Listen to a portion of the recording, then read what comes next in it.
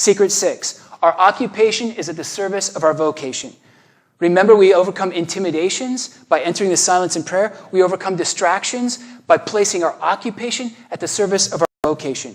When I worked at an ad agency years ago, we were all about winning awards. And I would work stints like 48 hours straight in order to win the awards. And on one of these stints, I remember we were going through some ad annuals of the best of the best. And I came across this ad. And it was this 4 to 5-year-old son, his black and white nostalgic style photo. And the son was on his dad's back with his arms out, like flying an airplane. And he was laughing. And the dad had this huge smile on his face. And the headline said something like, "No dad ever says, I wish I spent more time at the office." When I saw that, I stopped dead in my tracks. I remember the chair.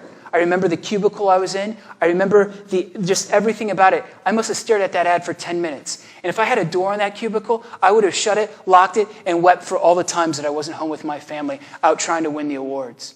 And it was at that point, that secular ad, it was pivotal in changing my mindset to tell me to go home and be Joseph, to go home and really love my family. See, often when we don't receive the accolades and the honors and the affirmation at home that we desire, what do? This leads to the biting temptation to make ourselves noticed by men rather than being known by God. So we place ourselves on stage to be noticed, to be liked, to be affirmed, that people can see what we're doing, to see our glory. And in the meantime, our family's dying out. A confessor said to me one time, "Do not become a street lamp in order for your house to go dark." And another said, "You'll become a saint by means of your vocation, not outside of it." We are not defined. My identity is not my occupation. My identity is my vocation. At work, I'm replaceable. At home, I'm irreplaceable. My identity is not based on, what I do for a living, but for whom I'm living, for my family. I'm fundraising for my ministry.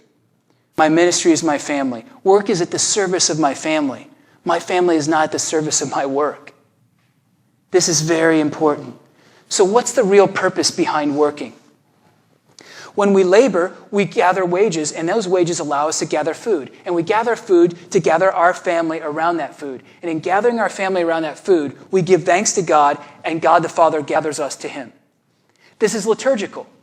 God the Father gathers his family around a table, the altar, and he gives us his food, the bread of life.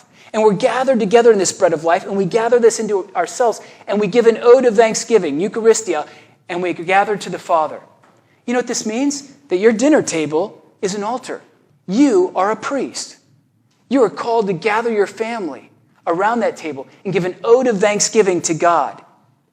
Dinner time is so essential. It's a time where we actually can stop, pause, and get to know our children. Talk to them, ask them questions, encourage them, find out who they really are.